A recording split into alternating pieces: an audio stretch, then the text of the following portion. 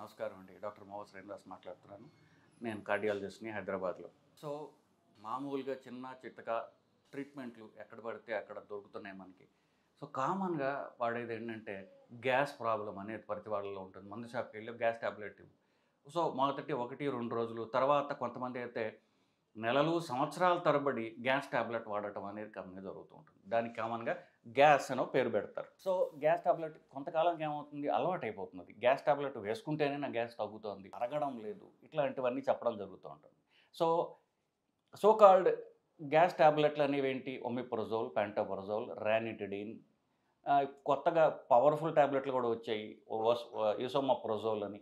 ఇట్లాంటివన్నీ కూడా పెప్పర్‌మెంట్లు వేసుకున్నట్టుగా ప్రతిరోజు కొన్ని లక్షల మంది వాడేయటం జరుగుతూ ఉంటుంది. ఇన్‌ఫాక్ట్ ఇప్పుడు ఆయుష్మాన్ భారత్ మోడీ గారి పెట్ ప్రోగ్రామ్ దేశమంతా నడుస్తోంది. దాంట్లో మందులు కూడా వాళ్ళే ఇస్తారు. వాళ్ళ డేటా చూడగా అన్నిటికంటే అతి కామన్‌గా అమ్ముడయ్యే టాబ్లెట్ ఏంటంటే పాంటోప్రజోల్ గ్యాస్ టాబ్లెట్. మరి ఇంత ప్రెవలెంట్‌గా ఇంత ఏంటంటారు ఇంత ఎక్కువ మోతాదులో గ్యాస్ ప్రాబ్లమ్ ఉన్నదా అనేటటువంటి క్వెషన్ వస్తుంది. అంటే నిజం చెప్పాలంటే వాళ్ళ డేటా ప్రకారం వాళ్ళ టాబ్లెట్స్ అమ్మే దాన్ని బట్టి చూస్తే దేశంలో అతిపెద్ద ప్రాబ్లమ్, అతిపెద్ద జబ్బేంటంటే గ్యాస్ ప్రాబ్లమ్. సో, ఈ గ్యాస్ ప్రాబ్లమ్ నిజానికి దీంట్లో నిజమంతా అని మనం చూసినట్లయితే, ఇది ఇప్పుడు ఎవరికన్నా పొట్టలో అల్సర్ ఉందని గ్యాస్ అంటే ఏమిటి? వాళ్ళకి పొట్టలో ప్రాబ్లమ్ ఉందనుకోండి, పొట్టలో అల్సరు లేకపోతే పొట్టలో పుండు ఉందనుకోండి, ట్రీట్మెంట్ ఎంతకాలం నడుస్తుంది? వారం రోజులు, నెల రోజులు అంతే. నెల రోజుల కంటే ఎక్కువ వాళ్ళకి ప్రాబ్లమ్ ఉందంటే సీరియస్ ప్రాబ్లమ్ ఉన్నట్టు. సింపుల్ గ్యాస్ ప్రాబ్లమ్ కాదు.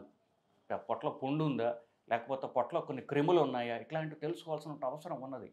తప్ప మీరు నెలల తరబడో, సంవత్సరాల తరబడో గ్యాస్ టాబ్లెట్ వాడటం అనేది అది కరెక్ట్ కాదు. ఎందుకు? అసలు ప్రాబ్లమ్ గ్యాస్ ఉంది అనుకోండి, అది సంవత్సరాల తరబడి ఉండదు కదా! సీరియస్ ప్రాబ్లమ్ ఉంటే దాన్ని ట్రీట్ చేసుకోవాలి కదా! ఇలా ఉండకుండా సంవత్సరాల తరబడి గ్యాస్ ప్రాబ్లమ్ వేసుకోవటం అనేది మంచిది కాదు. ఒకటి నంబర్ 1. దీన్ని ఇరిటబుల్ బowel సిండ్రోమ్ అనేటటువంటి ఒక టెక్నికల్ పేరుతో పిలుస్తారు. అంటే ఈ కంటిన్యూయస్‌గా గ్యాస్ అనే దానికి ఒక సీరియస్ ప్రాబ్లమ్ ఉన్నది. ఆ సీరియస్ ప్రాబ్లమ్‌కి ఏమన్నారు? ఇది గట్ బ్రెయిన్ ఇంటరాక్షన్ అంటే మీ పేగులకి అది మీ మెదడు కంట్రోల్ చేస్తోంది. ఇంకోలాగా చెప్పాలంటే కంటిన్యూయస్‌గా ఎవరికైతే ఆందోళన, టెన్షను, భయము ఉంటాయో వాళ్ళకి ఇలాంటివి విరివిగా కామన్‌గా చూస్తూ ఉంటాము. అంటే దేశంలో అతి పెద్ద జబ్బు ఏమిటంటే ఆందోళన, భయము. ఇది అన్నిటికంటే పెద్ద ప్రాబ్లమ్. దానివల్ల పేగులు అలా రియాక్ట్ అవుతున్నాయి తప్ప అది పేగుల ప్రాబ్లమ్ కాదు. ఎవరికన్నా ఆందోళన ఉందనుకోండి. ఆ ఆందోళన ఒక్కొక్క మనిషికి ఒక్కొక్క విధంగా సింప్టమ్స్ కనిపిస్తాయి. కొంతమందికి గుండె దడొస్తుంది. అంటే గుండె మీదకెళ్తుంది. కొంతమందికి అదే ఆందోళన పొట్ట మీద కనిపిస్తుంది. అంటే కంటిన్యూయస్ గ్యాస్ ప్రాబ్లమ్ ఉన్నట్టుగానో, లేకపోతే ఎక్కువ విరోచనాలు అవుతుంటాను, లేకపోతే అన్నం తినంగానే విరోచనానికి వెళ్ళవలసిన అవసరం రావడము, లేకపోతే ఆల్టర్‌నేట్‌గా ఉంటాయి. కొన్ని నెలలు వాళ్ళకి అసలు మలబద్ధకం ఉంటుంది. అసలు వాళ్ళకి మోషనే కాదు. కొన్ని నెలలు విరోచనాలు అవుతుంటాయి. ఇలా రకరకాల ఈ ప్రాబ్లమ్స్ కనిపిస్తుంటాయి. కానీ ఇంకోటి కమింగ్ బ్యాక్ ఇది కంటిన్యూ చేయాలంటే కొంతమందికి గుండె మీద కనిపిస్తుంది, కొంతమందికి పేగుల మీద, కొంతమందికి మెదడు మీద, అంటే ఏమిటి చెయ్యి వణుకుతూ ఉంటుంది. ఇప్పుడు వాళ్ళకి టెన్షన్, ఇప్పుడు వాళ్ళకేమన్నా పని చేయాలన్నా, లేకపోతే వాళ్ళకి కొంచెం స్ట్రెస్ ఉన్నటువంటి సిట్యుయేషన్ ఉన్న చేతులు వణకడం ఇట్లాంటివి జరుగుతాయి. సో, ఇవన్నీ వాళ్ళకి యాంగ్జైటీ యొక్క లక్షణాలు. మెదడు, గుండె ఇవన్నీ కూడా యాంగ్జైటీకి రియాక్ట్ అవుతున్నాయి. కొంతమందికి పొట్ట మీద పడుతుంది. పొట్ట మీద పడితే ఏమిటి? ఇది కథ. ఇప్పుడు మీరు నోటీస్ చేయండి. మీరు కనుక సివియర్ స్ట్రెస్‌లో ప్రాబ్లమ్ ఉంటే మీకు తినబుద్ధి కాదు. సో, దానికి పొట్ల ఏదో తిప్పినట్టుగా అనిపిస్తూ ఉంటుంది. ఇవంతా ఎందుకు? మీ మైండ్‌లో మీ ఉన్నటువంటి స్ట్రెస్‌కి మీ పొట్ట అలా రియాక్ట్ అవుతుంది. కొంతమందికి వాంతులొస్తుంటాయి. సో, కొంతమందికి కింద పేగులు అంటే పెద్ద పేగులు అంటే ఏమిటి విరోచనాలు రావడం, లేకపోతే మలబద్ధకం రావడం. ఇవన్నీ కూడా యాంగ్జైటీకి, డిప్రెషన్‌కి దానివల్ల పేగులు రియాక్ట్ అవుతున్నాయని మీరు తెలుసుకోవాలి. సో, కంటిన్యూయస్‌గా ఎవరైతే ఈ యాసిడ్‌కి సంబంధించిన గ్యాస్ ప్రాబ్లమ్స్‌కి టాబ్లెట్లు వాడుతున్నారో, వాళ్ళకి కంటిన్యూయస్‌గా సంవత్సరాల తరబడి గ్యాస్ ప్రాబ్లమ్ వాడటం వలన అసలు ప్రాబ్లమ్ వేరే ఉంది. దానికి గ్యాస్ అనుకుని మందులు వాడుతున్నారు. సంవత్సరాల తరబడి గ్యాస్ ప్రాబ్లమ్ వేసుకుంటే దానివల్ల ప్రాబ్లమ్స్ వచ్చే అవకాశం ఉన్నది. అవేంటి? మనకి పొట్టలో అన్నిటికంటే తీవ్రమైనటువంటి యాసిడ్ ప్రకృతి పెట్టింది మనకి. ప్రకృతి అనుకోండి, దాన్ని ఏ పేరైనా పెట్టుకోండి. ఎందుకు మనం తినే చెత్త అంత చెత్త ఉంది కాబట్టి దానిలో క్రిములు ఉండొచ్చు, నానా రకాల చెత్త ఉంటుంది కాబట్టి దాన్ని శుద్ధి చేయడానికి పొట్టలో యాసిడ్ పెట్టబడింది. అది అన్నిటికంటే సృష్టిలో most powerful acid hydrochloric acid అనేది. అది అది పొట్టలో పెట్టబడింది ఫర్ ఎ రీజన్. దానికి ఈ యాసిడ్ తగ్గడానికి గ్యాస్ టాబ్లెట్లు వేసుకున్న యాసిడ్ తగ్గిపోతుంది. సో పొట్టలో ఉన్నటువంటి న్యాచురల్ ప్రొటెక్షన్ తీసివేయబడుతుంది. సో పొట్టలో క్రిములు పెరుగుతాయి. అప్పుడు ఏంటి అంత యాసిడ్లు ఏది బతకలేదు కాబట్టి మనం తిన్న తిండిలో ఉన్నటువంటి అవన్నీ కూడా చచ్చిపోతాయి. అందుకనే మీరు రోడ్డు పక్కన ఎంత అంటే అశుద్ధం అంటే వేరే అనుకోకండి, పోనీ డర్టీ థింగ్స్ తిన్నా కూడా, అంటే నేను ఆ మాట అన్నందుకు క్షమించండి. బేసిక్లీ అశుద్ధం అంటే వేరే అద్దువనం కాదు.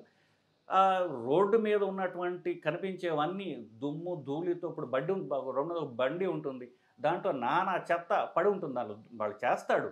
బట్ ఆ దుమ్ము రోడ్డు మీద పోయే వాహనాలు, నడిచే వాహనాలు, ఆ దుమ్మంతా వీటిని పడుతుంది. అది మనం తింటున్నాం కదా, తింటే అదంతా కూడా పొట్టలో శుద్ధి చేయబడుతోంది. ఎంట్రీ పాయింట్లోనే శుద్ధి చేయబడుతోంది. అది అంత గొప్ప ప్రొటెక్షన్ని మనం ఈ ట్యాబ్లెట్లు వేసుకుని దాన్ని చంపేస్తున్నాం. ఎప్పుడు సంవత్సరాల తరబడి దాన్ని కొట్టి దాన్ని పూర్తిగా నిర్వీర్యం చేస్తున్నాం అనుకోండి, ప్రొటెక్షన్ ఎక్కడుంది?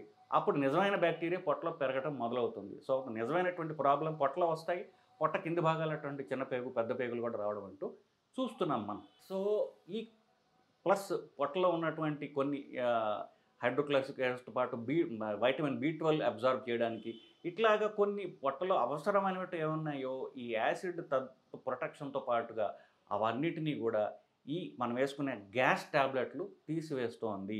సో ఇది కథ బేసికలీ. సో కంటిన్యూస్గా గ్యాస్ ఉండే వాళ్ళకి ఆందోళన ఉండే అవకాశం చాలా ఎక్కువగా ఉన్నది ఒకటి. రెండవది 100% ఆందోళన ఉన్న వాళ్ళకి గ్యాస్ ప్రాబ్లమ్స్ రావు. కొన్ని మందులు, ఫర్ ఎగ్జాంపుల్ పెయిన్ కిల్లర్స్, ఇప్పుడు మోకాళ్ళ నొప్పులు ఉంటాయి, అవి కంటిన్యూస్ ప్రాబ్లమ్. సో మోకాళ్ళ నొప్పులకు లేకపోతే ఎలాంటి ఇప్పుడు జాయింట్ నొప్పులకు కంటిన్యూస్గా పెయిన్ కిల్లర్స్ వాడే వాళ్ళకి ఆ పెయిన్ కిల్లర్స్ పొట్టని ఇంజూరీ చేస్తాయి. మూడో కేటగిరీ ఏంటంటే గుండె ప్రాబ్లం ఉంటుంది, స్టెంట్ వేస్తారు, లేదా హార్ట్ అటాక్ వస్తుంది, బైపాస్ అవుతుంది. ఇట్లాంటి వాళ్ళు కొన్ని సంవత్సరాల తరబడి ఆస్పిరిన్ ట్యాబ్లెట్, ఈకోస్ప్రిన్ మటవర్ ఆస్పిరిన్ ట్యాబ్లెట్, క్లోపిడోగ్రెల్ ట్యాబ్లెట్, దీని కాంబినేషను, లేకపోతే ఇంకా కొన్ని పవర్ఫుల్ ట్యాబ్లెట్స్ ఉన్నాయి. ఇవన్నీ సంవత్సరాల తరబడి ట్యాబ్లెట్స్ జీవితాంతం వాడాల్సిన అవసరం ఉంటుంది. వాళ్ళకి ఈ పెయిన్ కిల్లర్స్ వల్ల కానివ్వండి, గుండె ట్యాబ్లెట్స్ వల్ల కానీ, ఈ రెండు కారణాలు ట్యాబ్లెట్ల వల్ల పొట్టకి డ్యామేజ్ అయ్యే అవకాశం ఉన్నది. దానివల్ల కంటిన్యూస్గా గ్యాస్ ప్రాబ్లం వచ్చే అవకాశం ఉంది. అది తప్పదు. ఎందువల్ల గుండె కోసం ట్యాబ్లెట్ల జీవితాంతం వేసుకోవాల్సిన అవసరం ఉంది, అది తప్పదు. దాని వలన వచ్చే రియాక్షన్ ట్రీట్ చేసుకోవాలని ఈ ట్యాబ్లెట్లు ఆపలేము. అప్పుడు డాక్టర్ దగ్గరికి వెళ్తే దాని substitutes, less powerful substitutes doctor ఇవ్వడం జరుగుతుంది. తద్వారా ప్రాబ్లమ్స్ అని వస్తే దాన్ని ట్రీట్ చేసుకుంటాం. కానీ గుండె ట్యాబ్లెట్లు ఆపకూడదు, పెయిన్ కిల్లర్స్ ఆపాలి, గుండె ట్యాబ్లెట్లు మాత్రం ఆపకూడదు. సో నేను చెప్పినట్టుగా గ్యాస్ ప్రాబ్లం ఉంటే అది యాంగ్జైటీ కావచ్చు, భయం ఆందోళన కావచ్చు, పెయిన్ కిల్లర్స్ కావచ్చు, గుండెకి వాడాల్సినటువంటి ట్యాబ్లెట్స్ కావచ్చు, ఈ 3 కేటగిరీస్ ఉంటాయి. కానీ అతి కామన్గా జరిగేది యాంగ్జైటీ వలన, మా భయం వలన మాత్రమే. సో మీ ఫిజిషియన్ కన్సల్ట్ చేయండి. ఒకవేళ మీకు ఈ సిమ్టమ్స్ ఉన్నట్లయితే వాళ్ళకి చెప్పకపోతే వాళ్ళకి తెలియదు. సో కొంతమంది డాక్టర్లు, ఇప్పుడు కొన్ని ఎక్స్పీరియన్స్ డాక్టర్స్ అనుకోండి, ఈ నేను చెప్పింది నాకు తెలిసి ఉంటే ఆ యాంగిల్లో క్వశ్చన్ అడిగితే అసలు విషయం బయటకు వస్తుంది. కానీ చాలామంది చెప్పడానికి సిగ్గుపడతారు, నాకు భయం వేస్తుంటుంది కంటిన్యూస్గా అని చెప్పడానికి చాలామంది సిగ్గుపడతారు. చెప్పడం వాళ్ళ డిగ్రీకి తక్కువ అనుకుంటారు. సో చెప్పకపోతే డాక్టర్కి తెలియదు. ఈ కంటిన్యూస్గా ఏముంది, ఇప్పుడు ఆర్ఎంపీలు కానివ్వండి, పల్లెటూళ్ళలో ఎవరైనా కానివ్వండి, గ్యాస్ టాబ్లెట్ వేసుకొని దానివల్ల నష్టం లేదు కదా అని సంవత్సరాల తరబడి దాంతో నడుస్తూ ఉంటుంది. కాబట్టి ఒకవేళ మీకు గ్యాస్ ప్రాబ్లం ఉన్నట్లయితే, మీకు ఆందోళన ఏమన్నా ఉన్నట్లయితే డాక్టర్కి చెప్తే ఆ యాంగిల్లో ట్రీట్మెంట్ చేసుకుంటే అది సాల్వ్ అవుతుంది, ఇది సాల్వ్ అవుతుంది, పర్మనెంట్గా మీకు సొల్యూషన్ అంటే దొరుకుతుందండి. సో కంటిన్యూస్గా గ్యాస్ ప్రాబ్లం గురించి నెలలు సంవత్సరాలు మందులు వాడొద్దు అనేదే నా మనవి. నమస్కారం.